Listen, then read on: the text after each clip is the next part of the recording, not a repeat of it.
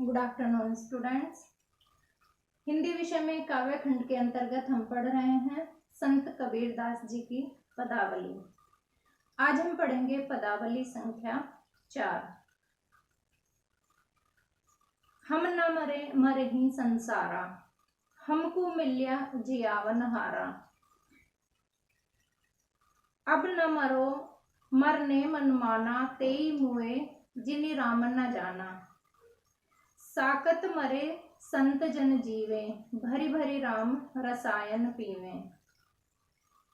हरि मरी हैं तो हम हूँ मरी हैं, हरि न मरे तो हम काहे को मरी हैं। कहे कबीर मन मन ही मिलावा, अमर भय सुख सागर पावा। प्रस्तुत पदावली में परमात्मा से मन लगने पर, आत्मा का जब परमात्मा से मन लग जाता है या परमात्मा से उसका मिलन हो जाता है तो आत्मा को अमरत्व की प्राप्ति हो जाती है। इसी अमरता के विषय में संत कबीरदास जी ने इस पदावली के माध्यम से यह संदेश दिया है कि आत्मा जब परमात्मा से मिल जाती है तो उस समय स्थिति क्या होती है। यहाँ इसी पर विचार कबीरदास जी ने किया है। सबसे पहले शब्दार्थ देख लेते हैं।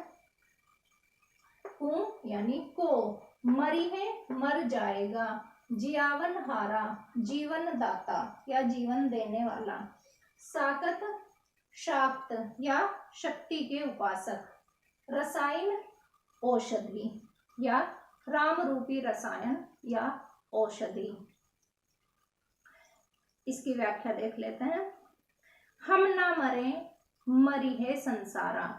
कबीरदास जी कहते हैं कि हम नहीं मरेंगे इस संसार में, चाहे कुछ भी हो जाए लेकिन हम नहीं मरेंगे।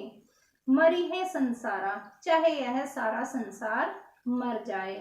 हमको मिल्या जियावन हारा, हमको मिल्या हमें तो मिल गया है, जियावन हारा जीवन दान देने वाला। अब न मरो मरने मन माना, अब न मरो अब हम नहीं मरेंगे, मरने मन माना मेरे मन ने तो सब कुछ जान लिया है। तेई मुए जिनि राम न जाना, अब तो केवल वही लोग मरेंगे जिन्होंने परमात्मा को अथवा राम को नहीं जाना है। साकत मरे संत जन जीवे, साकत यानी शक्ति के उपासक, जिनको साक्त भी कहा जाता है। तो साकत मरे संत जन जीवे, जो शक्ति के उपासक हैं अब तो केवल वही लोग मरेंगे, संत जन जीवे। और जो साधु संत लोग हैं यानी जो मुझ जैसे हैं, कबीरदास जी कहते हैं कि जो मेरे जैसे हैं साधु संत लोग हैं वह जिएंगे, वह लोग नहीं मरेंगे। भरी भरी राम रसायन पीवे, उन्होंने तो राम रूपी रसायन को भर भर कर पी लिया है। हरि मरी हैं तो हम हूँ मरी हैं, अगर हरि मर जाएंगे तब ही हम मरेंगे। हरि न मरे तो हम काहू को मरी हैं, जब हरि ही नहीं मरेंगे तो हम काहू को मरे हैं, यानी हम किस लिए मरेंगे। जब हरि ही नहीं मरेंगे तो हम किस लिए मरेंगे।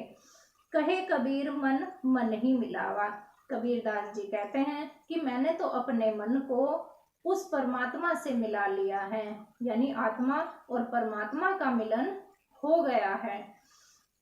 अमर भय सुख सागर पावा, और मैंने अमर होकर, जब मैंने आत्मा को परमात्मा से मिला लिया तो मैं अमर हो गया, और अमर होकर मैंने सुख सागर पावा, सुख रूपी सागर को मैंने प्राप्त कर लिया है। मैंने अमर होकर सुख रूपी सागर को प्राप्त कर लिया है। प्रस्तुत पद में कबीरदास जी ने आत्मा और परमात्मा के भेद और अभेद दोनों का ही यहाँ पर प्रतिपादन किया है। कबीरदास जी की भाषा सदुक्कड़ी है, अलंकार अनुप्रास है, पुनरुक्ति प्रकाश है, रस शांत है, शब्द शक्ति लक्षण है, गुण प्रसाद है, छंद गेय पद है। ये हमने आज पदावली संख्या 4 को पढ़ा। कल हम इस पाठ को पूरा कर लेंगे पदावली संख्या 5 के साथ।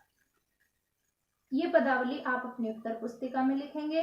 इनको काव्यगत सौंदर्य के साथ साथ आप इससे संबंधित प्रश्नोत्तर को भी लिखेंगे और उनको याद भी करेंगे। धन्यवाद।